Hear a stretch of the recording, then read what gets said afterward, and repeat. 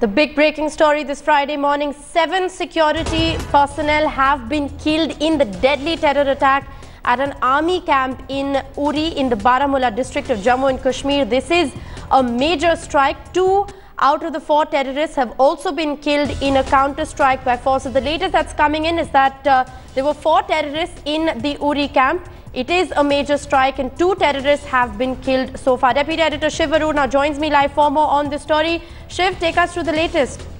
Rishika, you're right. This is a major attack and the gun battle is still on even as we speak. The reports coming in suggest that it began at about 3 in the morning today.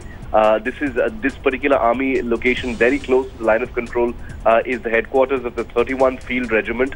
There are several hundred personnel who live in this particular area of Uri in Baramulla district. It's a forward area. It's very close to the line of control. Now, precisely when the infiltration happened is not clearly known. The modus operandi is also not clearly known, but it's suspected to have been some kind of a suicide attack. At least 2 or 3 terrorists are still standing, which means 2 have been killed so far.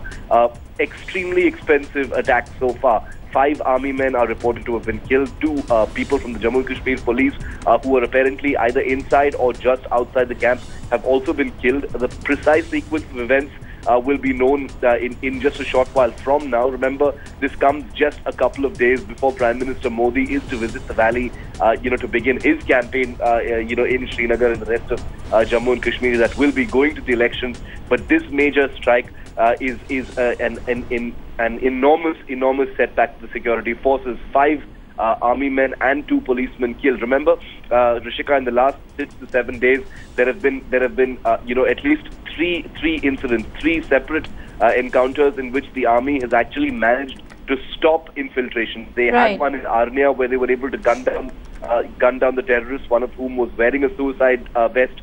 Then in Naugam yesterday, and earlier in the Handwara area of Kupwara, where terrorists had been engaged near the line of control before they can wreak any damage in the valley. In this particular case, it appears that the terrorists, like in the Samba incident, if you remember from last year, it appears terrorists wanted to specifically infiltrate an army camp and extract maximum casualties as some kind of a sign, as some kind of a message. It's still too early to conjecture at this point of time, but 7 security forces already killed in this attack means, and this is a major strike. Right, Shiv, apart from the fact that, this is a major strike and 7 security personnel have in fact lost their lives so far, this attack also assumes a lot of significance given the fact that this attack is happening in the Baramulla district, which goes to polls on the 9th of December in the 3rd phase. Absolutely. The exact locations, the targets, of these attacks are never a coincidence, Rishika. It is very well known, to these terrorists, to Pakistan as well, precisely which districts and which areas are going to, polls when. Remember that in the first 2 phases so far, there has been very healthy turnout in all of these areas. Right. Even in places like North Kashmir, where boycott calls have in the past, had quite an effect on the local population. There has been a record turnout of voters. So that sentiment, appears to have unsettled terrorists as well. I mean, that's the analysis, at least, you get from observers and the army. And therefore, there is a desperate need for these terrorists, for the Pakistan army to send out a message in the valley that free and fair elections will not be allowed to happen without a fight, and that's precisely what you're seeing play out right now. Well, absolutely, this could very well be a result of these elements in fact being rattled by the fact that there has been 70% voter turnout in the first 2 phases of Jammu and Kashmir elections. Shiv, if we could just go back to the details of the encounter, as you've been reporting, there are 4 terrorists in, at that army camp in Uri still, and 2 terrorists have in fact been killed in this encounter. Well, the precise numbers are not known just yet, and we will get that, because remember, right now, both in Srinagar, in Jammu, and in Delhi, the army have spoken to officers in all 3 locations just a short while ago. And while they've confirmed the broad details of the attack, the precise figures of the number of terrorists killed, what they were carrying, precisely when they entered, Indian territory, I'm saying, is not known at this point of time. But what we can say for sure is that they crossed the line of control from Pakistan-occupied Kashmir sometime around, probably sometime very early this morning or yesterday, and they infiltrated the army camp which is when the gun battle actually began at about 3 this morning. And it's freezing cold. It's a high-altitude location in Uri, Rishika, and the gun battle is still raging. So we're expecting rapid developments on this in the next few minutes. All right, gun battle is still raging. That's the latest that Shiv is bringing to us. Shuja Ul Haq is also joining me at this point in time. Shuja, the latest reports that are coming in is that 5 army men and 2 Jammu and Kashmir policemen have in fact been killed in the strike. What are you picking up?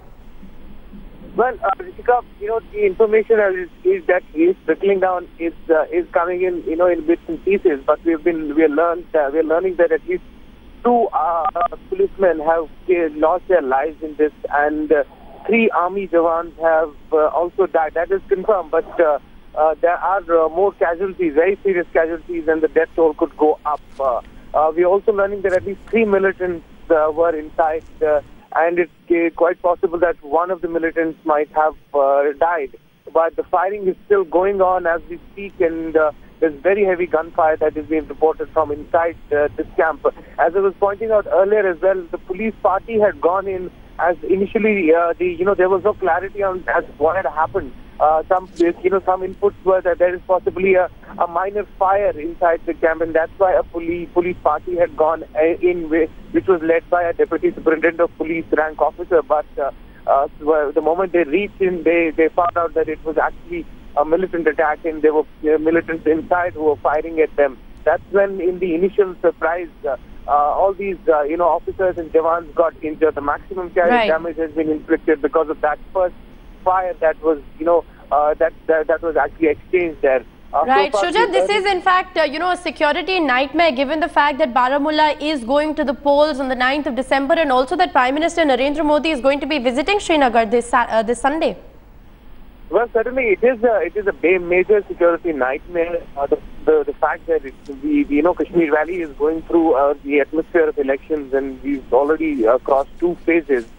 There are 3 more phases to go for the state of Jammu and Kashmir, and the next phase, in fact, is on December 9th, and Uri and Baramulla, the areas which are going for polls on December 9th, are coming at a time when the Prime Minister is also likely to visit on December 8th, and likely to campaign for his party. Right. It clearly is a major security hassle, and that's the reason why of late the security agencies were kind of thrown on a high alert, considering that there were intelligence inputs that something like this could happen. Right, let's just get our viewers up to speed. The latest that we're getting on this big developing story this Friday morning is that a deadly suicide attack has in fact killed 5 army men and 2 Jammu and Kashmir policemen. It is suspected at this point in time that it is in fact a suicide attack that has taken place inside an army camp in the Uri region of the Baramulla district. Baramulla, remember, is going to polls on the 9th of December in the 3rd phase of Jammu and Kashmir elections. There are reportedly 4 terrorists inside the army camp in Uri. 2 terrorists have been killed. Sketchy details emerging at this point in time, but we're going to continue to track developments on this big story. Shuja Ul Haq and Shiv Arur will of course be with us. They'll be bringing us the latest.